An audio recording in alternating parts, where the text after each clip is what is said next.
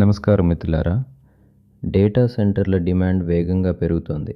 అయితే గుర్తుంచుకోండి, data centre land అనేది రియల్ ఎస్టేట్ సెర్చ్ కాదు.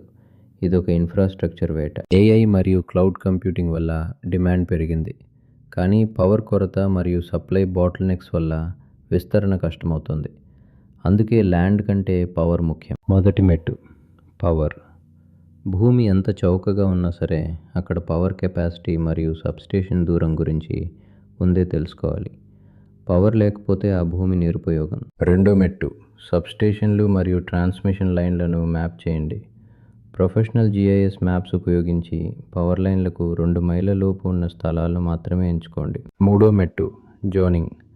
ఇండస్ట్రియల్ లేదా డేటా సెంటర్ ఓవర్లే జోన్లను వెతకండి.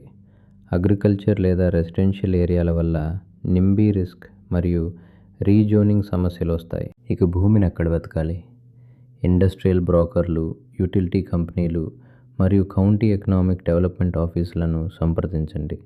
ఇవే సరైన మార్గాలు. గోల్డెన్ రూల్: ఒక సైట్కు పవర్ లేదా వేగంగా పవర్ పొందే అవకాశం లేకపోతే అది డేటా సెంటర్ సైట్ కాదు. కేవలం ఎకరాలను చూసి మోసపోకండి. చివరి మాట: 2026లో డేటా సెంటర్లు ఒక గొప్ప ఇన్వెస్ట్మెంట్. కానీ అది కేవలం డిసిప్లిన్ ఉన్న ఇన్వెస్టర్లకు మాత్రమే. Learn, invest, grow. ధన్యవాదాలు.